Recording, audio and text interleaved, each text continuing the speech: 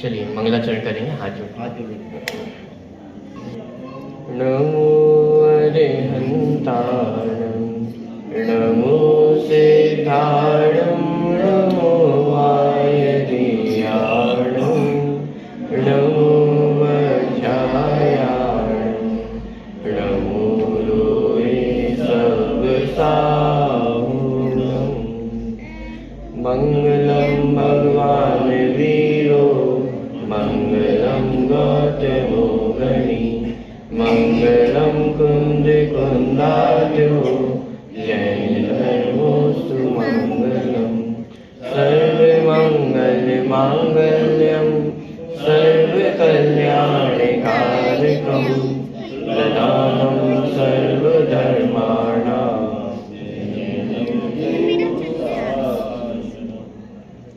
उत्तम क्षमा मार्गव आर्जव भाव है सत्य शौच संयम तप त्याग उपाव है आकिंचन ब्रह्मचर्य धर्म 10 सार है चौगति दुख ते काढ़ी मुक्ति करतार है।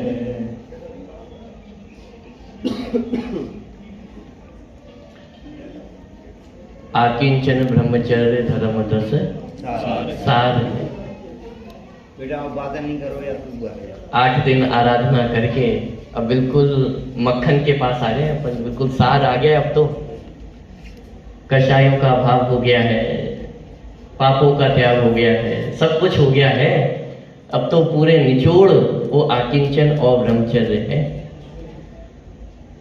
अब देखेंगे पूरे 10 धर्मों में मन वचन काय की भी शुद्धि होती चली गई। शुरुआत में अपन ने 4 कषायों की चर्चा की थी, क्षमा मार्दव आर्जव में मान चला गया, क्रोध चला गया है, मायाचारी चली गई है, लोभ चला गया है। हमारा मन कैसा हो गया है? पवित्र हो गया है। हमारे वचन भी कैसे हो गए हैं? सत्य वचन की अपन ने चर्चा की थी, सत्य धर्म की चर्चा की थी, तो उसमें वचन भी हमारे पवित्र हो गए, मन पवित्र हो गया है, वचन पवित्र हो गए हैं। संयम तप त्याग काया भी कैसी हो गई है? पवित्र हो गई। हमारे मन वचन काया तीनों की शुद्धि ये 10 धर्मों के अंतर्गत हो गई है हमारे। और आज तो सार आ गया है आकिंचन। आकिंचन का मतलब क्या होता है? आ मतलब नहीं, किंचन मतलब किंचित मात्र भी। माने जगत से इतना वैराग्य अब हमारे अंदर भर गया है, इतनी वैराग्य परेठी जागृत हो गई है कि जगत में अब मुझे कुछ भी अपना दिखाई देता नहीं है। तो फिर कुछ भी नहीं है क्या आपका? अरे रुको रुको बाहर मेरा कुछ भी नहीं है, अपने अंदर तो मेरे अनंत गुणों का साम्राज्य है। बाहर कुछ भी मेरा नहीं है, मैं मेरा सब कुछ हूँ। इसका नाम आकिंचन है। 2 धर्म है, आकिंचन और ब्रह्मचर्य। वास्तव में तो एक ही सिक्के के 2 पहलू हैं। ब्रह्मचर्य माने ब्रह्म में चर्या करना, आत्मा में चर्या करना, मैं मेरा सब कुछ हूँ। ये इसकी चर्चा अपन ब्रह्मचर्य में करेंगे। और मेरा कुछ भी नहीं है, ये आकिंचन धर्म कह रहा है। जगत में मेरा कुछ भी नहीं है। किसको हम अपना कहें? जिसको हम अपना समझते हैं। तन धन को साथी समझा था, जिसको अपना साथी समझा है वो तो सब साथ छोड़ करके चले जाते हैं। तो जगत में मेरा कुछ भी नहीं है, ऐसी जो भावना है आकिंचन, किंचित मात्र भी इस जगत में मेरा कुछ भी नहीं है, ये आकिंचन पर्व कह रहा है। बात ख्याल में आ जाएगी। किसका नाम है आकिंचन? आकिंचन धर्म जिस तरह से अपन ने बाकी के सारे धर्म समझे हैं, क्रोध के अभाव में क्षमा, मान के अभाव में मार्दव धर्म, माया के अभाव में आर्जव, इसी तरह ये आकिंचन धर्म भी किसी के अभाव में प्रकट होता होगा। किसके अभाव में प्रकट होने वाला धर्म है ये परिग्रह के अभाव में प्रकट होने वाला धर्म है। परिग्रह के अभाव का नाम उत्तम आकिंचन पर्व है। तो यदि आकिंचन पर्व को समझना है, आकिंचन धर्म को समझना है, तो परिग्रह को भी समझना होगा। परिग्रह किसका नाम है? किसे कहते हैं परिग्रह? साहब इतना तो हम भी पढ़े लिखे हैं, हमें भी पता है परिग्रह किसे कहते हैं। कि बाहर की जितनी वस्तुएं हैं ये सब परिग्रह ही तो है, लेकिन गंभीरता से विचार करने की आवश्यकता है परिग्रह भी किसका नाम है। अरे जब जब परिग्रह की बात होती है तब तब हमारा लक्ष्य रुपए पैसों की ओर ही तो जाता है। रुपए पैसे से उठकर भी कुछ परिग्रह हो सकता है, ये हमारे मन में भी आता है क्या?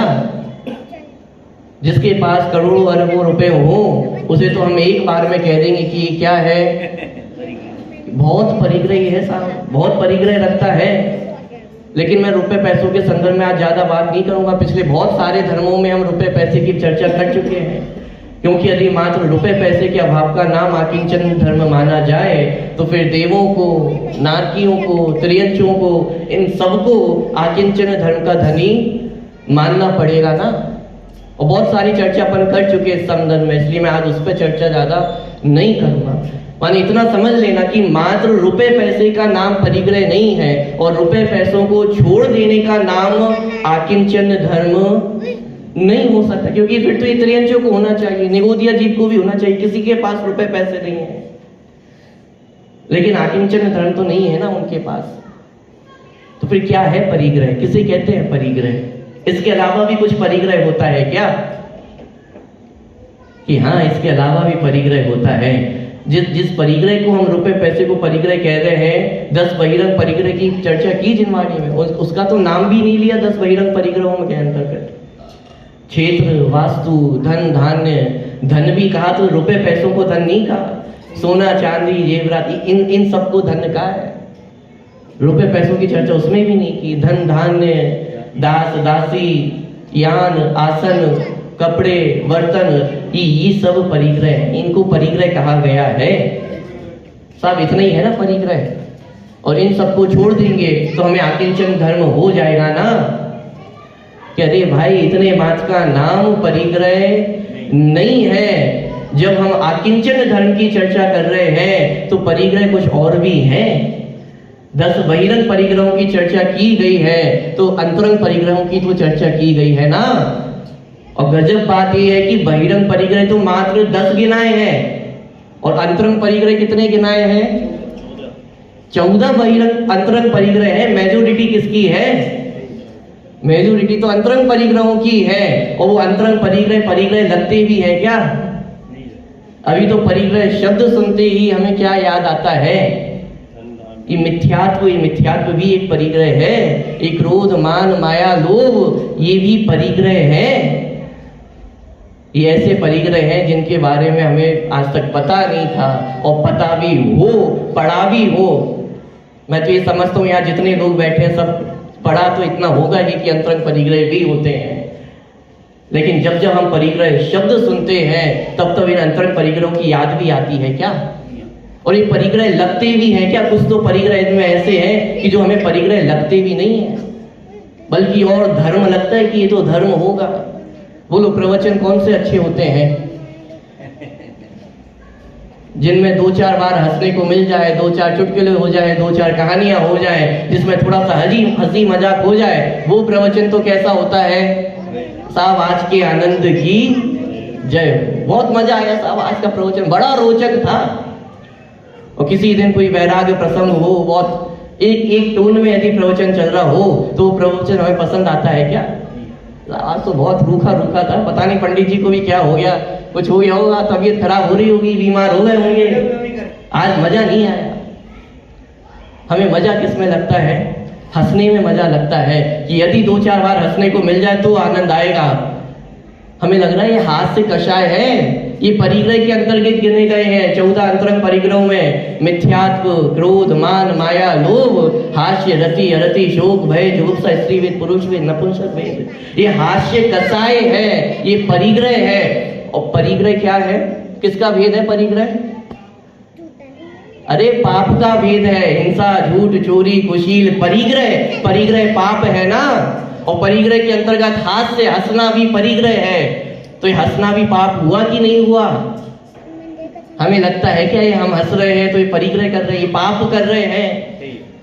अभी तो ये प्रेरणा दी जाती है कि हंसना चाहिए भाई साहब, हंसना सेहत के लिए अच्छा होता है। बोलो चलो हंसना को तो फिर भी आप कह दोगे कि साहब जो सम्यक दृष्टि ज्ञानी जीव होते होंगे नहीं हंसते होंगे, थोड़े रहते होंगे शांत मुद्रा में, सौम्य मुद्रा रहती होगी थोड़ी बहुत।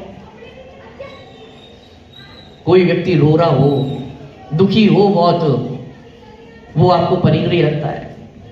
थोड़े से और अलग शब्द बोलूं, कषाई लगता है, पापी लगता है।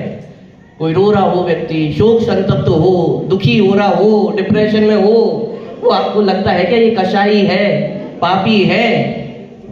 आप कैसी बात कर रहे हो, बेचारा रो रहा है, शोक संतप्त है, उसको तो छोड़ दो, उसके पीछे भी पड़ जाओगे क्या?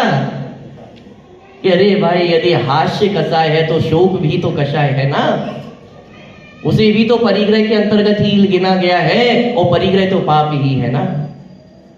जिनको आज हम मानी, जिनको सोचना भी मुश्किल है कि ये भी परिग्रह हो सकते हैं क्या, और जब आकिंचन धर्म की चर्चा है तो उसमें तो इनको भी छोड़ने की बात होगी ना। नहीं साहब, इनकी तो छूट होगी, आप थोड़ा बहुत हंस लेना, थोड़ा बहुत रो लेना, गा लेना, तो आकिंचन धर्म हो जाएगा क्या? आकिंचन धर्म तो 14 अंतरंग परिग्रह, 10 बहिरंग परिग्रह को छोड़ने का नाम है। तो जी जब 2400 परिग्रहों को छोड़ना है तो फिर उसमें हंसना भी तो परिग्रह है, रोना भी परिग्रह है। तो फिर साहब क्या करें, ना हंसे ना रोए, क्या चाहते हो आप? आज की सुबह की कक्षा याद कर लेना। जगत में कुछ अच्छा नहीं है, जगत में कुछ बुरा नहीं है। जब अच्छा नहीं है तो किसे देख करके प्रसन्न हूं, और जब कुछ बुरा नहीं है तो किसे देख करके मैं दुखी हूं। अब दिक्कत ये कि जो तीसरी अवस्था है वो समझ में ही नहीं आती है, जो अच्छी भी नहीं है और जो बुरी भी नहीं है, उसका नाम आकिंचन्य है। पॉइंट पकड़ में आ रहा है? किसका नाम है आकिंचन धर्म। परिग्रह माने क्या होती है? परिग्रह की परिभाषा किसे कहते हैं? परिग्रह मूर्छा परिणाम, माने जो मूर्छा का परिणाम है वो परिग्रह है। मूर्छा किसे कहते हैं? किसे कहते हैं मूर्छा?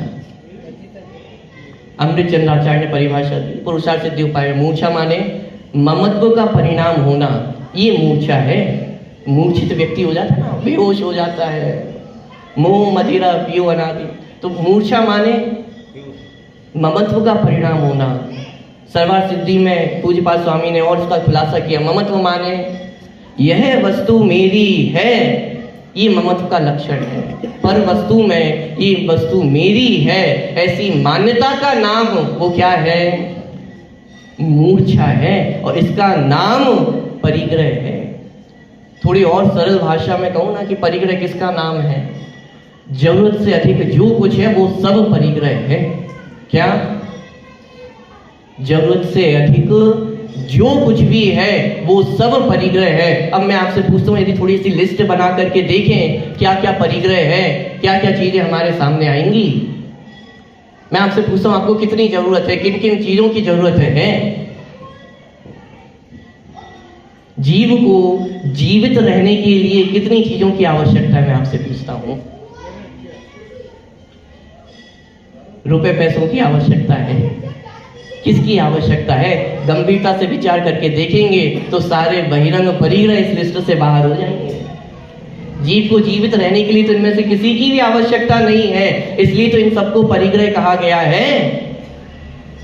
इतना ही नहीं, जीव में अनंत गुण है ना, अनंत गुण है। इसका मतलब आत्मा में और किसी चीज के रहने की स्पेस, खाली जगह नहीं है, लेकिन उसके बाद भी ये जबरदस्ती मिथ्यात्व, क्रोध, मान, माया, लोभ, विकषाय, ये सब जबरदस्ती आत्मा में बैठी हुई है ना। ये जरूरत से ज्यादा है। आत्मा को इनकी जरूरत नहीं है, मिथ्यात्व की जरूरत नहीं है, क्रोध, मान, माया, लोभ की जरूरत नहीं है। ये जरूरत से ज्यादा है हमारे अंदर। जगत में यदि कुछ जरूरत से ज्यादा हो तो वो आपकी आंखों में खटकता है। कोई जबरदस्ती आपके घर में आ जाए, आपको खटकने लगता है। जनरल डिब्बे में भी जा रहे हो ट्रेन के और अपना रूमाल रख दें और उस सीट पे कोई और आ जाए तो मेरी जगह है ना, और मेरी जगह पे कोई और आ कैसे सकता है? रिजर्वेशन के डिब्बे में भी चले जाए और पूरी आपकी सीट है लोअर बर्थ, और कोई एक ऐसा बिना टिकट का यात्री आ जाए और आपके इतने से हिस्से में बिल्कुल कोने में जाकर के बैठा हो, वो भी आपको सहन होता है क्या? भाई साहब ये मेरी सीट है, बोलो खटकता है कि नहीं खटकता है? आत्मा में तो इन क्रोध मान माया लोभ की जगह भी नहीं थी, अनंत गुणों से लबालब भरा हुआ था। ये जबरदस्ती आकर के बैठ गए हैं। मैं आपसे पूछता हूँ, ये आपको खटकते हैं क्या? साहब हम छोड़ देंगे, जैन दर्शन तो अपरिग्रह बात का बहुत बड़ा प्रचार प्रसारक है ना, हम भी अपरिग्रही हैं, हम भी छोड़ देंगे। लेकिन मैं आपसे पूछता हूँ, छोड़ने को तैयार है क्या? अभी तो खटक भी नहीं रहे हैं, अभी तो बुरे भी नहीं लग रहे हैं। सीट से तो तब उठाओगे जब कुछ बुरा लगेगा, अभी तो बुरे भी नहीं लगते हैं। अभी तो उनको पाल पोस करके बड़ा करना चाहते हैं। हंसना हमें अच्छा लगता है, अरे हंसना तो छोड़िए, क्रोध मान माया लोग भी बुरे लगते हैं क्या? अभी भी तो हमारे मन में यही बैठा है कि पंडित जी दुनियादारी करनी है तो ये तो जरूरत पड़ेगी इनकी, इनके बिना हमारा काम नहीं चलने वाला है।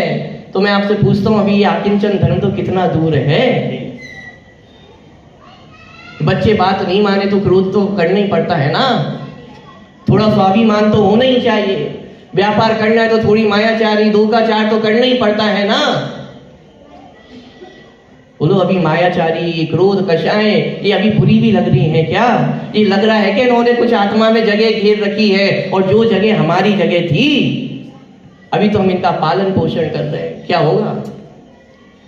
आप तो देखिए जितने टीवियों में नाटक बनते हैं, सीरियल बनते हैं, उनकी थ्योरी एक ही रहती है लगभग कि एक व्यक्ति घर में ऐसा आ जाता है जो पूरे घर में आतंक मचा करके रख देता है, जो वास्तव में घर का नहीं होता है, घर में भेद डालने आया हुआ होता है, और पूरा नाटक बन करके तैयार हो जाता है। 10 साल नाटक चल जाते हैं और थ्योरी एक ही चल रही है। एक व्यक्ति आएगा, पूरे घर में नाटक मचाएगा, फिर उसको बाहर निकालेंगे, फिर कोई दूसरा आ जाएगा।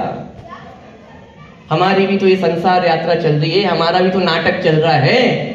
एक नाटक नहीं है तो और क्या है? आज मनुष्य का वेश धारण कर लिया, त्रियंश का वेश धारण कर लेंगे, आज अभी नाटक भी होगा, बच्चे भी अलग अलग वेश धारण करके आएंगे, नहीं आएंगे? 8 मदों का वेश धारण करके आएंगे। हमने भी तो ये 8 मद रूपी वेश धारण कर रखा है ना, हमने भी तो ये त्रियंश गति का मनुष्य गति का वेश धारण कर रखा है। ये नाटक ही तो चल रहा है, कभी मध्य लोक में, कहीं अधोलोक में, कहीं ऊर्ध्व लोक में, कहाँ कहाँ भटक रहे हैं, कैसे कैसे भटक रहे हैं। ये संसार यात्रा पूरी नाटक ही तो चल रही है। हमारा नाटक बन गया है और हमें खबर भी है क्या? पॉइंट पकड़ में आ रहा है। अभी तो खिला पिला के और पुष्ट करना चाहते हैं, हंसी खुशी बनी रहे। भगवान की मूर्त कैसी होनी चाहिए? हंसमुख प्रतिमा होनी चाहिए भाई साहब। भगवान हंसते हैं क्या? प्रतिमा हंसमुख होती है क्या? अरे हंसना कषाय है, जिनेंद्र भगवान हंसते नहीं है तो क्या रोते हैं? सिद्ध भगवान क्या करते होंगे? मैं आपसे पूछता हूँ, ऊपर बैठ करके विचार करके देखना। हम सभी को सिद्ध बनना है ना, तो एक बार विचार करके देखना सिद्ध भगवान करते क्या है। हम तो साहब दुनियादारी में बहुत कुछ काम करते हैं, सभी उठते हैं, मंदिर आते हैं, पूजन पाठ करते हैं, स्वाध्याय करते हैं, फिर थोड़ी दुकानदारी भी करनी पड़ती है, खाना भी खाते हैं, बच्चों को संभालते हैं, परिवार संभालते हैं। बहुत बहुत लंबी लिस्ट है हमारे पास काम करने की। सिद्ध भगवान क्या करते होंगे? कुछ नहीं करते होंगे, हंसते तो होंगे कम से कम। हंसते भी नहीं है, रोते हैं क्या? रोते भी नहीं है, क्या करते हैं फिर? कैसे समझ में आए? अभी तो हमें कषायों की भाषा ही तो समझ में आती है, या तो राग समझ में आता है या तो द्वेष समझ में आता है। भगवान क्या करते होंगे तो अभी हमें पता ही नहीं है। भगवान बनना चाहते हैं, लेकिन भगवान कैसे बनते हैं, कैसे होते हैं? प्रतिमा हंसमुख नहीं होती है। ये हंसना कषाय है, इसको परिग्रह कहा है, और इसको जिनवाणी में पाप कहा है। ये छोड़ने योग्य कहा है, ये रखने योग्य नहीं है। ये क्रोध मान माया लोभ मिथ्यात्व ये सब जबरदस्ती आत्मा में बैठे हुए हैं, इनको अपनी आत्मा से बाहर करना है। इसका नाम आकिंचन है। जब ये कहा कि जगत में कुछ भी मेरा नहीं है, तब पर पदार्थ तो रंच मात्र भी मेरे नहीं है, लेकिन पर भाव भी मेरे नहीं है। अरे पर द्रव्य, ये शरीर, ये वस्त्र, ये तो मेरे हैं ही नहीं, लेकिन इनके निमित्त से उत्पन्न होने वाले राग द्वेष के परिणाम, इनमें होने वाला एकत ममत्व कर्तृत्व भोक्तृत्व का परिणाम, ये भी मेरा नहीं है। इसका नाम आकिंचन, किंचित मात्र भी मेरा नहीं है। ऐसा मेरा स्वरूप है। ऐसे शुद्धात्म स्वरूप की आराधना का नाम आकिंचन धर्म है। पॉइंट पकड़ में आ रहा है कि नहीं आ रहा है? किसका नाम है आकिंचन? इस आकिंचन धर्म को हम मात्र रुपए पैसों तक सीमित नहीं कर सकते हैं कि रुपए पैसे छोड़ दिए और आकिंचन हो जाएगा। परिग्रह परिमाण व्रत रखते हैं ना, पूजन की पंक्तियां भी आई, परिग्रह 24 भेद, कितने प्रकार के परिग्रह को छोड़ करके मुनि दीक्षा धारण की जाती है? 24 प्रकार के परिग्रह को छोड़ करके मुनि दीक्षा धारण की जाती है। तो साहब ये तो मुनिराजों की बात है ना, ये तो जब मुनिराज बनेंगे तब हम भी छोड़ देंगे 24 परिग्रह। अभी तो रख सकते हैं ना क्या? अभी तो चल जाएगा ना? अरे भाई अभी भी चलने वाला नहीं है। आगे की पंक्ति पढ़ी है, तृष्णा भाव उच्छेद घटती जान घटाइए। क्या है घटती जान घटाइए? अरे मुनि दीक्षा लेते समय तो 24 परिग्रह छूटेंगे तो छूटेंगे, लेकिन घटती जान घटाइए। आप जहां हो, जैसे हो, वहां पे भी ये परिग्रह उपादेय नहीं है, रखने योग्य नहीं है। अरे जिस भी अवस्था में है, तृष्णा भाव उच्छेद, इस तृष्णा भाव को दूर करना है। साहब अभी तो नहीं हो सकता है ना, तो कब कह रहे हैं एक साथ छोड़ दो पूरा? या तो ये कह रहे हैं घटती जान घटाइए। अरे जितना घट सकता है उतना तो घटाइए। पॉइंट पकड़ में आ रहा है कि नहीं आ रहा है? ये छल ग्रहण नहीं करना कि ये तो हम मुनि अवस्था को धारण करने के बाद छोड़ेंगे। तो तब तक क्या करते रहे? पाप ही करते रहे क्या? हम तो चाहते ही हैं कोई ऐसा उपदेश मिल जाए, रुचि तो हमारी उसमें ही है। आपकी सील और मिल जाएगी तो बढ़ियापन करते रहेंगे। लेकिन समझना भाई, तृष्णा भाव उच्छेद, परिग्रह किसका नाम है? अंतरंग में जो इच्छा चल रही है, ये जो अच्छा बुरा पना लग रहा है। हम गार्डन में घूमने जाते हैं तो गार्डन कैसा लगता है? अच्छा लगता है, मनोरम लगता है। अरे ये परिग्रह है। किसी बुरी जगह से जाते हैं तो वो क्षेत्र बुरा लगने लगता है। कोई बुरी वस्तु हमारे सामने आ जाए तो वस्तु हमें बुरी लगने लगती है। ये परिग्रह है।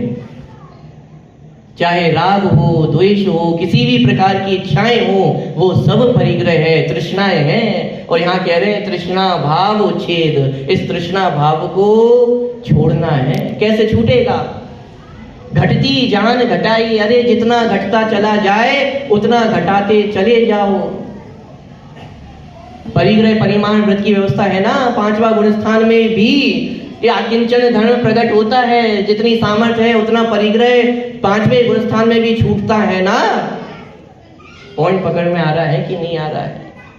छल ग्रहण नहीं करना कि साहब ये तो मुनिराजों की चर्चा है। अरे मुनिराजों की चर्चा तो है ही, उनको तो उत्तम ये धर्म की प्राप्ति होती ही है, लेकिन अपने जीवन में भी करेंगे कि नहीं करेंगे?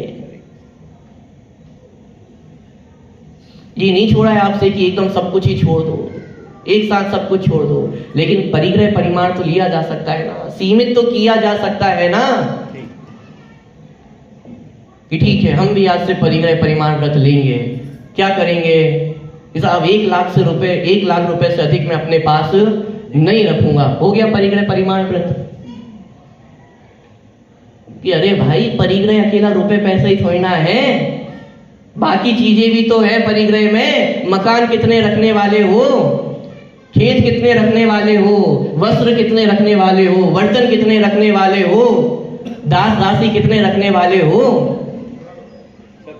अलग अलग शब्द आप देखोगे ना, दास दासी का शब्द का यदि अलग तरह से किया जाए तो एक शब्द मिलते हैं द्विपद और चतुष्पद। द्विपद में अकेले दास दासी नहीं है, 2 पैरों पे चलने वाले सभी जीव आ गए उसमें। आपके पति, आपके बच्चे, आपकी पत्नी, आपके माता पिता, ये भी द्विपद नाम के परिग्रह हैं। पॉइंट पकड़ में आ रहा है? हम परिग्रह परिमाण व्रत लेने का सोचते, लेकिन विचार तो करके देखिए परिग्रह परिमाण व्रत है किसका नाम? रुपयों के परिग्रह परिमाण लेने का नाम तो वास्तव में परिग्रह परिमाण है भी नहीं। रुपए का यदि परिग्रह परिमाण करने जाएंगे तो बहुत समस्याएं खड़ी होंगी। आपने आज 1 लाख रुपए का परिग्रह परिमाण व्रत ले लिया, लेकिन आज से 5 साल बाद 1 लाख रुपए काफी पड़ेंगे क्या? आपके पूर्वजों ने तो 10,000 में भी अपना जीवन निकाल दिया, लेकिन आज 10,000 में क्या होता है? कोई घर गृहस्थी चलती है क्या? और आज से 5 साल बाद वो 1 लाख रुपए भी कम पड़ने लग जाएंगे, तो फिर क्या करेंगे? और मर्यादा बढ़ा लेंगे, 5 लाख की कर लेंगे, तो और 5 साल बाद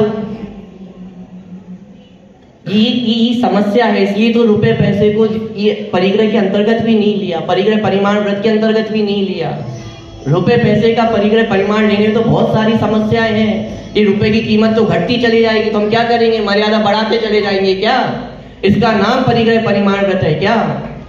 अरे परिग्रह परिमाण व्रत तो वस्तुओं का लिया जाता है जो हमारे जीवन में डेली उपयोग में आने वाली वस्तुएं हैं, उनका परिमाण किया जाता है। रुपए तो उन वस्तुओं को इकट्ठा करने का साधन है, इसलिए आज रुपए को भी परिग्रह के अंतर्गत गिना जाता है। कपड़े चाहिए तो रुपए चाहिए, बर्तन चाहिए तो रुपए चाहिए, घर चाहिए तो रुपए चाहिए, इसलिए इस रुपए की इतनी कीमत हो गई है। लेकिन वास्तव में परिग्रह परिमाण किसका करना है? कितने घरों में रहने की आवश्यकता है हमें? एक घर में रहेंगे, बच्चों के लिए भी करना है, 2 घर चाहिए, नहीं 3-4 बच्चे हैं, 5 घर चाहिए, नहीं एक को 2 घर चाहिए, तो 10 घर हो गए ना, और एक्स्ट्रा में ले लो 20 घर हो गए। इससे ज्यादा घरों में तो नहीं रहोगे ना, पूरा जीवन निकल जाएगा। देखने भी नहीं जा पाओगे हमारी कहाँ संपत्ति पड़ी हुई है, कहाँ प्लाट पड़ा हुआ है, पता भी नहीं होगा खुद को। बोलो, तो परिग्रह परिमाण किसका लिया जाए? क्षेत्र का, मकान का, इससे अधिक मैं अपने पास नहीं रखूंगा। इसका नाम परिग्रह परिमाण है। इतने वस्त्रों की आवश्यकता है, इतने बर्तनों की आवश्यकता है, इसका नाम परिग्रह परिमाण व्रत है। ठीक है पंडित जी, आप कह रहे हो ना परिग्रह परिमाण व्रत, ठीक है, आज मैं प्रतिज्ञा करता हूं कि आज से मैं परिग्रह परिमाण व्रत लूंगा। 1-2 का क्या, 2400 का परिग्रह परिमाण व्रत लूंगा। 2400 का लोगे ये बात तो अच्छी है, लेकिन विचार करके देखना 2400 का परिमाण किया जा सकता है क्या? भावना हुई है, ये अच्छी बात है, लेकिन विचार तो करो, परिग्रह परिमाण किया जा सकता है क्या 2400 का? अंतरंग परिग्रह भी तो परिग्रह है ना साहब, इंसान चाहे तो क्या नहीं कर सकता है। तो मैं आपसे पूछता हूं, मिथ्यात्व का कितना परिग्रह परिमाण किया जाए, कितना रखा जाए और कितना छोड़ा जाए? 50% रख सकते हैं और 50% छोड़ देंगे, ग्रहित मिथ्यात्व छोड़ देंगे या ग्रहित मिथ्यात्व रख लेंगे, ऐसा चल सकता है क्या? ये मिथ्यात्व परिग्रह परिमाण करने की वस्तु नहीं है, ये मिथ्यात्व तो छोड़ने की वस्तु है। आधा रख ले और आधा छोड़ दे, ऐसा नहीं होता है। विचार करके देखो भाई, कितना परिमाण किसका हो भी सकता है क्या? ये मिथ्यात्व याद रहता है तो पूरा रहता है, और जाता है तो पूरा ही जाता है। आपने कॉन्सेप्ट देखा होगा, सम्यक दर्शन, सम्यक ज्ञान और सम्यक चारित्र, इनकी प्रगटता और इनकी पूर्णता। क्या? 2 चीजें, प्रगटता और पूर्णता। सम्यक ज्ञान की प्रगटता 4थे गुण स्थान, मिनिमम भी यदि देखा जाए तो 4थे गुण स्थान से स्टार्ट हो जाता है, और पूर्णता कहाँ होती है? कहाँ होती है पूर्णता? केवल ज्ञान में, माने 13वें गुण स्थान में जाकर के सम्यक ज्ञान की पूर्णता है। सम्यक चारित्र की पूर्णता कहाँ होती है? कहाँ होती है? सिद्ध भगवान को होती होगी। अरे 12वें गुण स्थान में हो जाती है, यथाख्यात चारित्र प्रकट हो जाता है। और सम्यक दर्शन की पूर्णता कहाँ होती है? 4थे गुण स्थान में ही हो सकती है। इसलिए कह रहा हूं क्योंकि यदि क्षायिक सम्यक दर्शन होगा तो सम्यक दर्शन की पूर्णता 4थे गुण स्थान में ही हो सकती है, और ये मिनिमम लेवल है, मिनिमम भी है और मैक्सिमम भी है। पॉइंट पकड़ में आ रहा है? ये मिथ्यात्व छूटेगा तो 100% ही छूटता है, थोड़ा रख ले और थोड़ा छोड़ दे ऐसा नहीं होता है। या तो सच्चे देवशास्त्र गुरु की श्रद्धा होगी या तो नहीं होगी, बीच में कुछ भी नहीं चलता है। बीच में यदि थोड़ा थोड़ा है, इसका मतलब अभी जिन्हें भगवान पर श्रद्धा नहीं है। ये साहब क्या जा रहा है, जिन्हें भगवान को भी नमस्कार कर लेते हैं, दूसरी जगह भी नमस्कार कर लेते हैं, कहीं से तो काम हो ही जाएगा। वो नहीं तो ये कर देंगे, ये नहीं तो वो कर देंगे, काम होना चाहिए ना। कि परिग्रह की इच्छा रखने वालों को पर पदार्थ जिनको अभी अच्छे लगते हैं, उनसे और उम्मीद भी क्या कर सकते हैं। उन्हें तो अपना काम निकलना चाहिए, अपना परिग्रह पूरा होना चाहिए, बस इससे ही मतलब है।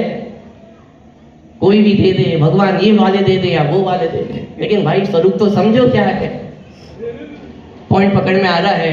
मिथ्यात्व का परिमाण नहीं होता है, मिथ्यात्व तो छूटता है। और बाकी की कषायों का क्या होता है? क्रोध, मान, माया, लोभ, घटती जान घटाई। जैसे जैसे लेवल बढ़ती जाएगी, जैसे जैसे गुणस्थान बढ़ते जाते हैं, वैसे वैसे कषाई भी छूटती चली जाती है। चौथा गुणस्थान प्रकट होता है तो अनंतानुबंधी क्रोध, मान, माया, लोभ ये सब छूट जाते हैं। पांचवा गुणस्थान होता है तो अप्रत्याख्यानावरण, क्रोध, मान, माया, लोभ भी छूट जाते हैं। मुनि दशा प्रकट होती है तो प्रत्याख्यानावरण, क्रोध, मान, माया, लोभ भी छूट जाते हैं। धीरे धीरे कषाय भी छूटती चली जाती है, घटती जान घटाइए। तो साहब क्या करना है? पर द्रव्य को अपना मानना छोड़ दे, बस इतना ही करना है ना। साहब एक बात बताइए, आज से मैं अपने घर को अपना नहीं मानूंगा, लेकिन अपने घर में तो रह सकता हूं ना। प्रश्न समझ में आ रहा है? कि बात तो अपना मानना छोड़ने की है ना। तो वस्तु तो अपने पास रख लूं ना। मेरे पास भाई साहब 5 गाड़ियां हैं, तो क्या करूं? 5 गाड़ियों को आज से मैंने अपना मानना छोड़ दिया है, लेकिन 5 गाड़ी तो अपने पास रख सकता हूं ना। अरे ये जो आपका प्रश्न उठ रहा है ना, अपने पास रख सकता हूं, यही तो बता रहा है कि अभी उन गाड़ियों में रुचि बची हुई है। इस रुचि का नाम ही तो परिग्रह है। और परिग्रह है किसका नाम? अरे जिसको छोड़ दिया उसको दोबारा याद क्या करना है? त्याग के संदर्भ में बहुत चर्चा की थी अपन ने विस्तार में। जिसको छोड़ दिया जाता है उसका विकल्प भी उत्पन्न नहीं होता है, और यदि विकल्प उत्पन्न हो रहा है इसका मतलब वो राजा जैसी हालत हो रही है। टूटी चप्पल और सड़े टमाटर ही याद आ रहे हैं छोड़ने के नाम पर। इसका मतलब छोड़ा कहां है? अभी पॉइंट पकड़ में आ रहा है। ये बात सही है कि अपना मानना छोड़ने पर भी वो वस्तु हमारे जीवन में रह सकती है। मिथ्यात्व चला जाएगा, ये शरीर मेरा है, ये परद्रव्य मेरे हैं, ऐसी विपरीत मान्यता चली जाती है, लेकिन ये शरीर नहीं जाता है। घर परिवार भी कहीं नहीं जाता है। चौथे गुणस्थान में रहेगा तो ये सारी चीजें नहीं जाने वाली हैं, लेकिन मिथ्यात्व नाम का परिग्रह चले जाता है। तो कुछ छूटा कि नहीं छूटा? कि अरे छूटा है ना, ये मिथ्यात्व नाम का परिग्रह छूट गया है। अनंतानुबंधी क्रोध, मान, माया, लोभ ये छूट गए हैं, ये परिग्रह छूट गया है। साहब अब परिग्रह ये समझ में आए तब तो लगे कि कुछ छूटा है। बाहर में छूटना ही छूटना लगता है, और ये अंदर में जो कषाय बैठी हुई है इनका तो अता पता ही नहीं है। रहे चाहे हमें क्या मतलब है? रहे चाहे अभी जाए, सहज जीवन हमारा है ना। ये कषाय रहे या चले जाए, सहज जीवन हमारा है। अरे इसका नाम सहज जीवन नहीं है। ये कषायों का विचार तो करना पड़ेगा, ये मिथ्यात्व का विचार तो करना पड़ेगा। ये हमारे जीवन में है, हमें दुख देने वाली है, ये लगे तो महसूस तो हो, तब तो इनको छोड़ने का उपाय बनेगा। पॉइंट पकड़ में आ रहा है? इसका मतलब समझना, एक बारीक पॉइंट निकल रहा है। मात्र बाह्य वस्तुओं को छोड़ने का नाम आकिंचन धर्म नहीं है। वास्तव में आकिंचन धर्म का संबंध बाह्य वस्तु से उतना है भी नहीं। वास्तविक संबंध तो अपनी अंतरंग कषायों से है। यदि जब तक ये अंतरंग कषाय बनी हुई है और बाहर में घर गृहस्थी छूट भी जाए तो परिग्रह का त्यागी नहीं हुआ है। भारीसेन और पुष्पडाल मुनि की आपने कथा सुनी होगी। पुष्पडाल मुनिराज ने दीक्षा धारण कर ली है, लेकिन मन में विचार तो अभी अपनी पत्नी के संदर्भ में ही चल रहा है, घर गृहस्थी के विचार चल रहे हैं ना। भारीसेन मुनिराज को समझ में आ गया कि अभी मन में कुछ उथल पुथल चल रही है, कुछ विकल्प चल रहे हैं, अभी मन यहाँ पे लग नहीं रहा है। घर मन तो कहीं और है। तो उन्होंने एक उपाय बनाया। बारिशेन मुनिराज ने अपने घर पे एक पत्र भेजा, एक आदेश भेजा कि सब मेरी पत्नियों को तैयार सजा के रखना, मेरा सिंहासन तैयार रखना, राजमहल को बढ़िया सजा करके रखना, मैं आ रहा हूं। तो सब गए। बारिशेन मुनिराज पुष्पदाल मुनिराज को अपने साथ लेकर के गए। वो अपने इस राजमहल में बैठे हुए, कौन? बारिशेन मुनिराज अपने राजमहल में बैठे हुए हैं। उनकी सारी पत्नियां उनके सामने खड़ी हुई हैं, उनकी माता खड़ी हुई हैं, और दूसरी तरफ पुष्पदाल मुनिराज हैं, जिनका तो कुछ भी नहीं है वहां पर। ये महल तो बारिशेन मुनिराज का था ना, पत्नियां बारिशेन मुनिराज की है, माता बारिशेन मुनिराज की है, ये पूरा राजमहल बारिशेन मुनिराज का है। पुष्पदाल मुनिराज का तो वहां पे कुछ भी नहीं है। मैं आपसे पूछता हूं, अपरिग्रही कौन है?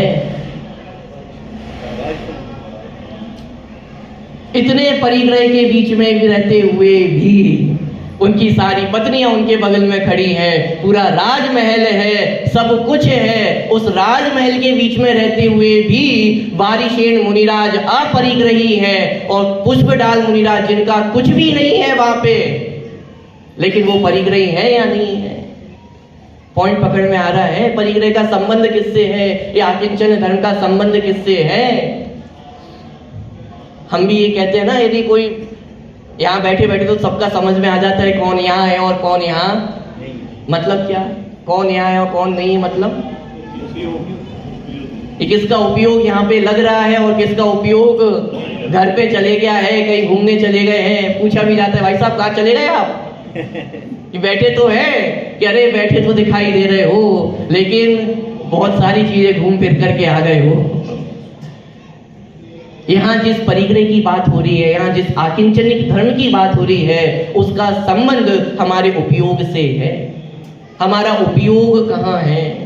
यदि हमारा उपयोग यहाँ है तो हम यहाँ बैठे हुए हैं, और उपयोग नहीं हो तो हम नहीं बैठे हैं। इसी तरह यदि हमारा उपयोग इस शरीर में बैठा हुआ है तो परिग्रही है, और यदि हमारा उपयोग इस शरीर से हट गया है तो अपरिग्रह हो गए। पॉइंट पकड़ में आ रहा है? माने मात्र बाहर से संबंध नहीं है, तो फिर आप क्या चाहते हो? बाहर की वस्तुएं रह जाएं और हम अपरिग्रह हो सकते हैं क्या? ये मार्ग तो आपने बहुत सुंदर बता दिया है, ये तो बहुत अच्छा मार्ग बता दिया। यही तो मार्ग हम चाहते थे कि घर गृहस्थी भी बनी रहे और धर्म भी हो जाए। इससे बड़ी और क्या हो सकता है? कि जिसको छल ग्रहण करना होगा, जिसको परिग्रह की रुचि होगी, वो तो अपने काम की बात पकड़ ही लेगा।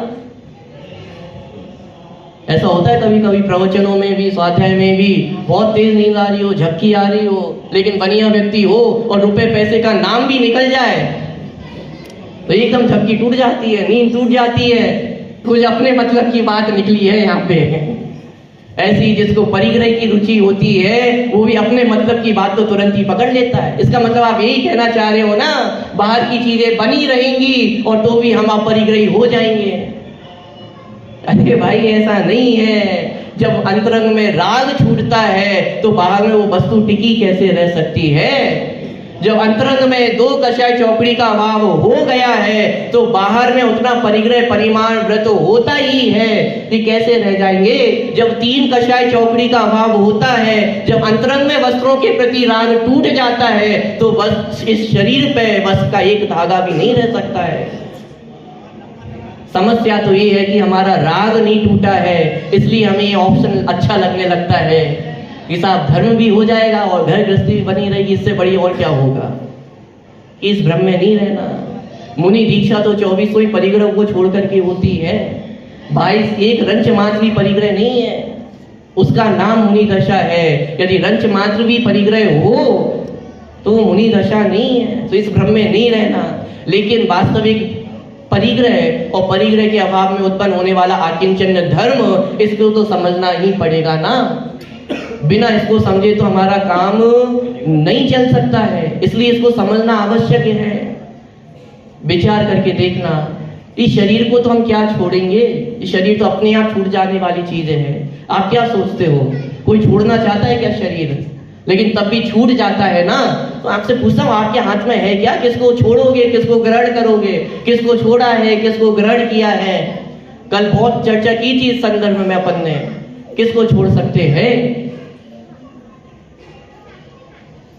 शरीर तो अनंत दशा तक बना रहेगा, 13वें गुण स्थान तक बना रहेगा, लेकिन 13वें गुण स्थान में अनंत भगवान परिग्रही है कि अपरिग्रही है? मैं आपसे प्रश्न पूछता हूँ, एक कोई गरीब व्यक्ति है, रंग है एकदम, रुपए पैसे भी नहीं है, रहने को मकान नहीं है, वस्त्र भी एक ही जोड़ी थे वो भी फट पुराने हो गए हैं, ऐसी एकदम दीन अवस्था है किसी जीव की, परिग्रही है कि अपरिग्रही है? अब एक दूसरा जीव आपके सामने प्रस्तुत करता हूं। दूसरी तरफ हमारे तीर्थंकर अनंत भगवान हैं, जिनके पास क्या कमी है? बोलो, उस व्यक्ति के पास, उस गरीब व्यक्ति के पास नौकर चाकर है? एक भी नौकर चाकर नहीं है। और अनंत भगवान के पास कौन है उनके नौकर चाकर? 100 इंद्र, देव भी नहीं कह रहा हूं, देवों की भी जो राजा है, इंद्र, कुबेर, ये सब उनके नौकर हैं। कैसी बात कर रहे हो? नौकर तो नौकरी तो है। समवचरण की रचना कौन करता है?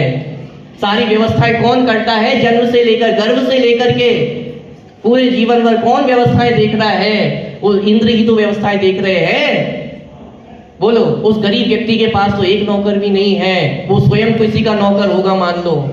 और यहाँ तो अनंत भगवान के पास 100 ऐसे इंद्र, वो नौकर सेवा करने को हाजिर हैं। वो गरीब व्यक्ति के पास तो कुछ भी नहीं है, और यहाँ पूरा समव शरण है, अष्ट प्रातिहार है। मैं आपसे पूछता हूं, कौन परिग्रही है और कौन अपरिग्रही है?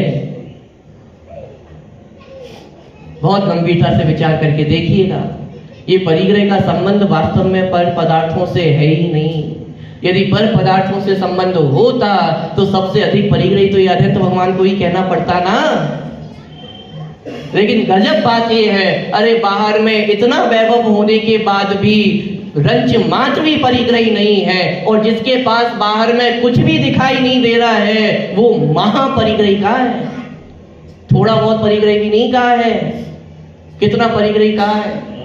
अनंतानुबंधी कषाय कही है। और ये अनंतानुबंधी का मतलब क्या है? कि अनंत कषाय अभी मन में बैठी हुई है।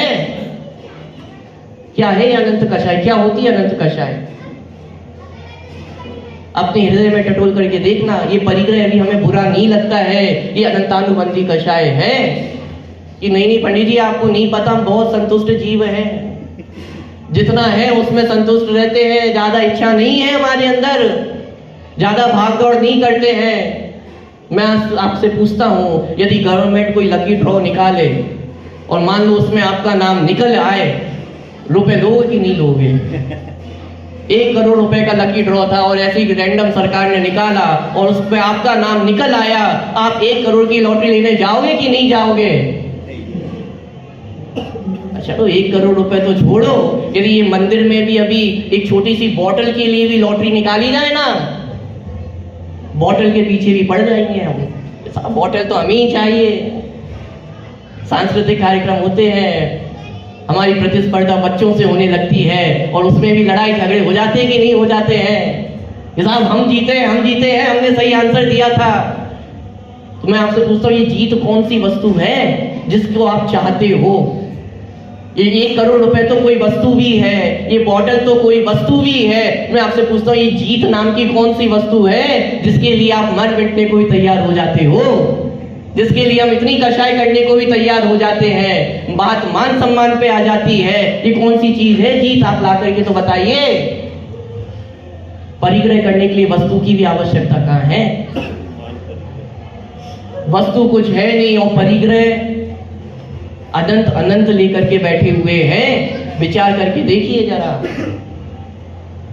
आपको जानने की भी आवश्यकता नहीं, आप सच सच देखना अपने मन में, परिग्रह कितना जोरदार बैठा हुआ है। यदि आपको पता चल जाए ना, मैं सिर्फ इतना कह दूं, यहाँ पर अनाउंसमेंट इतनी हो जाए कि अभी गोला रस में एक 15 मिनट की सेल लगी हुई है, मात्र 15 मिनट की लगी हुई है, 15 मिनट में समाप्त हो जाएगी। सब दौड़ के भागने को तैयार हो जाएंगे, कोई ये भी नहीं पूछेगा किस बात की सेल लगी हुई है। साहब पूछने में समय निकल जाएगा, जितनी देर में पूछेंगे उतनी देर में तो वस्तु ही खत्म हो जाएगी। अपने काम की होगी नहीं होगी कोई पता नहीं है, लेकिन सेल शब्द सुनते ही कौन नहीं भागेगा? अभी वस्तु का पता नहीं है कौन सी चीज है, मेरे काम की है भी कि नहीं है। लेकिन ये तृष्णा जो बैठी हुई है, जो इच्छा बैठी हुई है, मिल जाए मिल जाए, कितना मिल जाए, कितने में संतुष्ट हो जाएंगे, कोई अंत नहीं है। जितना मिल जाए उतना कम है। ये तो अभी परिग्रह की स्थिति है। पॉइंट पकड़ में आ रहा है। ये तृष्णा भाव जब तक नहीं छूटेगा, जब तक ये इच्छाएं नहीं छूटेंगी, तब तक वास्तविक आकिंचन धर्म प्रकट नहीं हो सकता है। लेकिन अभी तो और उल्टा है भाई साहब, परिस्थिति उल्टी है। अभी तो जितना परिग्रह जिसके पास अधिक हो वो उतना धर्मात्मा लगता है। क्या कह रहा हूं? जिसके पास जितना परिग्रह हो वो उतना धर्मात्मा लगता है। जो जितना अधिक दान दे वो उतना बड़ा दानवीर, वो उतना बड़ा धर्मात्मा लगता है कि नहीं लगता है? विचार करके देखना अपने मन में। भर्तृहरि ने अपनी नीति शतक में एक व्यंग के रूप में लिखा कि कुल किसका अच्छा होता है, विद्वान कौन होता है, शास्त्रज्ञ कौन होता है। वहां पे लिखा धनवान का ही कुल कुलीन होता है, धनवान ही विद्वान होता है, धनवान ही शास्त्रज्ञ होता है। अरे जितने विश्व के गुण होते हैं वो सब धनवान में ही पाए जाते हैं। क्या कहना चाह रहे हैं? अरे व्यंग किया है, ये जगत की मानसिकता को बताया गया है। विद्वान किसको कहते हैं, समझदार किसको कहा जाता है। वो तो यहाँ पर भी यदि मंदिर की कोई मीटिंग चल रही हो और कोई निर्णय लेना हो, किसकी आवाज में दम होती है और किसकी आवाज को दबा दिया जाता है। यहाँ नहीं होता होगा, अच्छी बात है, लेकिन विचार करके देखना अपने मन में। धनवान के अंदर सारे गुण मान लिए जाते हैं, उसे तो धर्मात्मा बना करके हमने बिठा दिया है। लेकिन मैं आपसे पूछता हूं, जिसके पास जितना अधिक परिग्रह है वो उतना अधिक पापी नहीं है। ये परिग्रह तो 5 पापों के भेद है ना।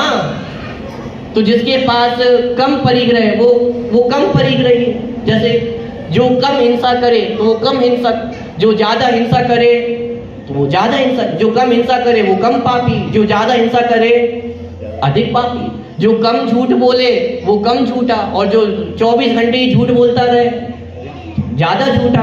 तो वैसे ही परिग्रह में विचार करो ना। जिसके पास कम परिग्रह है तो वो कम परिग्रही, और जिसके पास अधिक परिग्रह है तो अधिक पापी हुआ कि नहीं हुआ। अभी हमें पाप लगता भी कहाँ है। अभी तो इसको इकट्ठा करने में हम इतने मशगूल हैं कि साहब बाद में विचार करेंगे पुण्य पाप का, तो अभी तो पहले इकट्ठा कर लो, समय निकल जाएगा, इकट्ठा नहीं हो पाएगा। ये तो विद्वानों की बातें हैं, पंडितों की बातें हैं, शास्त्रों की बातें हैं, रुपए पैसा अच्छा नहीं है। बोलो, हमारे मन में चोर बैठा हुआ है कि नहीं बैठा हुआ है? इस बात से सब बातें सुनने के लिए, समझने के लिए तो अच्छी हैं, लेकिन जीवन में तो रुपए पैसा ही काम आएगा ना। तो पहले इकट्ठा कर लो, उसके बाद विचार करेंगे कि छोड़ना है कि नहीं छोड़ना है, मुनि दीक्षा ले रहे हैं कि नहीं ले रहे हैं। और भाई साहब यदि मुनि दीक्षा नहीं ली जीवन में तो रुपए पैसा ही काम आएगा ना, धर्म थोड़ी ना काम आने वाला है। माने विचार करके देखना हमारे मन में अभी क्या बैठा हुआ। अभी धर्म अच्छा लगता है कि परिग्रह अच्छा लगता है? जब परिग्रह अच्छा लगता है तो फिर परिग्रह छूटेगा कब, ये तो बहुत दूर की बात है। अभी परिग्रह बुरा तो लगे, ये दुख का कारण तो लगे कि हाँ ये भी दुख का कारण है। बहु आरंभ परिग्रह नारकस्य, ये बहु आरंभ परिग्रह को नरक गति का कारण कहा है, लेकिन ये बहु आरंभ परिग्रह हमें नरक गति का कारण लगता है क्या? हिसाब रुपए कमाई तो इसलिए कि दान करेंगे पुण्य मिलेगा, स्वर्ग चले जाएंगे। आपको थोड़ी ना पता ये रास्ता, ये हमने थोड़ा सा बाईपास निकाल रखा है, थोड़ा सा ये अपने तरीका निकाल रखा है ना, इसलिए तो रुपए कमाते हैं। आपको पता थोड़ी ना है। यही आपके शॉर्टकट काम आने वाले हैं क्या? ये चतुराई काम आने वाली है क्या? विचार करके देखिएगा, परिग्रह किसका नाम है? ये परिग्रह आत्मा को दुखी करने वाला ही है। कब दुखी करने वाला है?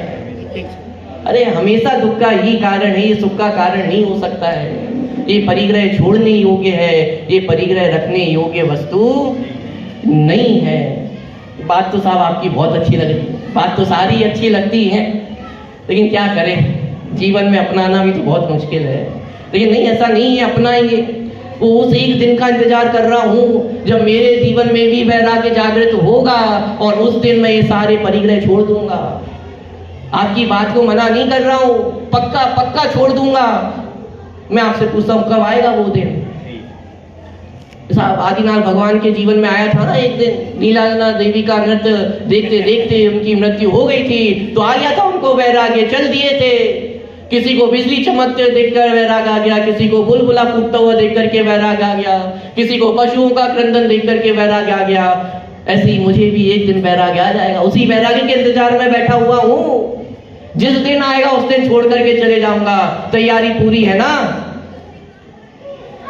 कब आएगा वो दिन? कभी नहीं आएगा। क्या कह रहे हो पंडित जी आप? कभी नहीं आएगा। पूरा मोटिवेशन ही आप डाउन कर देते हो। एक तो इतने फूले थे, बड़े उससे उत्साह आया था मन में कि छोड़ दूंगा, आप कह रहे हो कभी नहीं छोड़ूंगा। कैसे छोड़ोगे? मैं आपसे पूछता हूं, वैराग्य के साधन पहले अधिक थे कि आज अधिक हैं? अरे एक एक व्यक्ति अपनी जेब में लेकर के वैराग्य का साधन घूम रहा है। ये मोबाइल आपका सबसे बड़ा वैराग्य का साधन है या नहीं है? आदिनाथ भगवान के जमाने में व्यवस्था नहीं थी कि दूसरे देश में क्या हो रहा है। दूसरा देश तो छोड़िए, बगल में पड़ोसी की तो परेशान नहीं थी। क्या हो रहा है पूरे देश में, किसका एक्सीडेंट हो गया, कहां आतंकवादियों ने हमला कर दिया है, कहां बाढ़ आ गई है, कहां क्या हो रहा है, आपको तो पूरे देश का पता है आज इस मोबाइल में। पाप बहुत बढ़ गए हैं, हिंसा, झूठ, चोरी, आज जहां देखो वहां सब पाप ही पाप है। और सारे आपको लाइव दृश्य देखने को मिल रहे हैं कि नहीं मिल रहे हैं? तो वैराग्य क्यों नहीं आ रहा है? अरे जितने वैराग्य साधन पहले थे उससे अनंत गुना साधन आज हमारे पास है वैराग्य के, लेकिन वैराग्य क्यों नहीं आ रहा है? किस दिन के इंतजार में बैठे हुए हैं? यदि वैराग्य के इंतजार में बैठे हुए हैं तो ये वैराग्य कभी भी आने वाला नहीं है। वैराग्यमय जीवन होता है तो वैराग्य होता है। आपको क्या लगता है एक दिन अचानक वैराग्य आ जाता होगा? एक दिन अचानक वैराग्य किसी को नहीं आता है। आदिनाथ मुनिराज को एक दिन, आदिनाथ राजा को एक दिन अचानक वैराग्य आ गया। एक दिन उन्होंने नृत्य देखा होगा, एक दिन उन्होंने मृत्यु देखी होगी। मृत्यु तो उन्होंने भी अपने जीवन में कितनी देखी होंगी। एक मृत्यु देखने से वैराग्य आ जाता है क्या? अरे जिसको वैराग्य आना हो तो छोटा से छोटा निमित्त भी उसको वैराग्य का कारण कह देते हैं। जीवन वैराग्यमय होना चाहिए। जीवन वैराग्यमय होगा तो निमित्त तो कोई भी कह देंगे, कुछ भी होगा, सफेद बाल देखेंगे और वैराग आ जाएगा। हम तो डेली सफेद बाल देख रहे हैं, तो भाई साहब तो सफेद बाल भी नहीं बचे ही नहीं है, बाल क्या देखेंगे? तो वैराग्य आ रहा है क्या? पेट्रोल को कितनी अग्नि की आवश्यकता होती है जलने के लिए? एक चिंगारी, छोटी सी चिंगारी वो पेट्रोल को जलाने में समर्थ होती है। क्यों जल जाता है पेट्रोल? ज्वलनशील है भाई साहब। पेट्रोल ज्वलनशील है, उसका जीवन ज्वलनशील है, उसके लिए एक चिंगारी काफी होती है भभकने के लिए। ऐसे ही जिसका जीवन वैराग्यमय होता है, अरे कारण तो कोई सा भी मिल जाएगा, कारण तो कोई सा भी बन जाएगा। जिसका जीवन वैराग्यमय होता है उसके बाह्य में जीवन में भी परिग्रह अपने आप छूट जाते हैं। यदि हम इंतजार में बैठे हुए वैराग्य के, इसका मतलब ये हमारा जीवन वैराग्यमय नहीं हुआ है। अपना जीवन वैराग्यमय बनाना है, अपनी तृष्णाओं को कम करना है, अपनी इच्छाओं को कम करना है। इसका नाम आकिंचन धर्म है। इंतजार में नहीं बैठे रहना। पॉइंट पकड़ में आ रहा है कि नहीं आ रहा? एक अंतिम पॉइंट होता हूँ, क्या है ये परिग्रह? जैसे आपने अपने घर जाके आप एक एक्सपेरिमेंट करना, एक प्लास्टिक की बोतल लेना, उसको ऊपर से कैप लगा के पानी के अंदर डालनी, पानी की बाल्टी लेना और उस बोतल को उस पानी के अंदर डालना। क्या होगा? नहीं पता हो तो करके देख लेना। कुछ आंसर मुझे मिल गए हैं कि जैसे ही आप छोड़ोगे एकदम ऊपर आएगी, धीरे धीरे आती है, जैसे ही छोड़ोगे वैसे ही ऊपर आएगी। अब दूसरा काम करना है, उस बोतल में एक छेद कर देना और अब उस बोतल को उस पानी में डालना। क्या होगा? वो बोतल नीचे नीचे नीचे नीचे दबती चली जाएगी। आत्मा का स्वभाव भी जिनवाणी में ऊर्ध्वगमन स्वभाव लिखा है। क्या स्वभाव है आत्मा का? यदि आत्मा को बिल्कुल फ्री छोड़ दिया जाए तो आत्मा कहां जाएगी? ऊर्ध्वगमन स्वभाव है। आत्मा भटकती नहीं है। यहाँ ऊर्ध्वगमन स्वभाव है, मात्र ऊपर की ओर गमन करती है, तो फिर भाई साहब ये आत्मा नरक क्यों चली जाती है? ये अधोगमन कैसे हो जाता है? ये अपने स्वरूप में हमने मोह राग द्वेष को आने दिया है ना। ये बोतल में पानी आ गया है, ये अपने स्वरूप में मोह राग द्वेष की ये गंध आ गई है, ये दुर्गंध को हमने स्थान दे दिया है, ये मलिनता को हमने अंदर स्थान दे दिया है ना। ये अधोगति का कारण बन जाता है। ये शरीर, ये कर्म, ये सब ये बोझा है आत्मा के ऊपर, ये आत्मा की अधोगति कराने वाला है। पॉइंट पकड़ में आ रहा है? अब थोड़ा सा एक पॉइंट और आगे कह रहा हूं। अरे इन शरीर कर्मों में क्या दम है कि आत्मा को बांध करके रखें, अधोगति करवाए, इसमें कोई दम नहीं है। ये कर्मों में शक्ति नहीं है कि आत्मा को अधोगति करवा सके। आपका आत्मा इतना कमजोर नहीं है। तो फिर साहब ये हुआ क्यों, ये अधोगति हो क्यों जाती है? प्रश्न तो यही है ना। जगत में एक कहावत कही जाती है, घर का भेदी लंका ढाए। क्या भाई साहब, अपने घर का भेदी है। ये कर्मों में शक्ति नहीं थी, ये शरीर में शक्ति नहीं थी आत्मा को इस संसार में रोक के रख सके। ये धोखा दिया है आत्मा को किसी ने। किसने धोखा दिया है? ये स्वयं ने अपने आप को धोखा दिया है। स्वयं ने अपने आप को नहीं पहचाना है, अपने स्वरूप को नहीं जाना है। इस धोखे के कारण आत्मा अधोगति जाती है। कर्म लेकर के नहीं जा रहे हैं, कोई लेकर के जाने वाला नहीं है। अपने घर में चोर बैठा हुआ है, हमने अपने आप को ही नहीं पहचाना है, तो आरोप इन कर्मों पे आता है, शरीर पे आता है। इन शरीर में, कर्मों में कहां दम है इतनी? पॉइंट पकड़ में आ रहा है? ये जबरदस्ती का बोझा है, मोह राग द्वेष मिथ्यात्व कषाय। जब तक इस बोझे को नहीं हटाएंगे तो क्या उपाय है? बहुत सुंदर उपाय है जिसकी चर्चा अपन कल करेंगे ब्रह्मचर्य में, कि मेरा स्वरूप रंग राग से भिन्न, ऐसा ज्ञानानंद स्वभावी भगवान आत्मा मैं हूं। और उस भगवान आत्मा की जब दृष्टि होती है तो वास्तविक आकिंचन धर्म प्रकट होता है। जब आत्मा को हम अपना मानते हैं तो जगत के सारे पदार्थों से मेरा मिथ्यात्व, मेरा राग द्वेष सब कुछ छूट जाता है। जगत में मेरा कुछ भी नहीं रहता है। इसका नाम आकिंचन धर्म है। विचार करिएगा।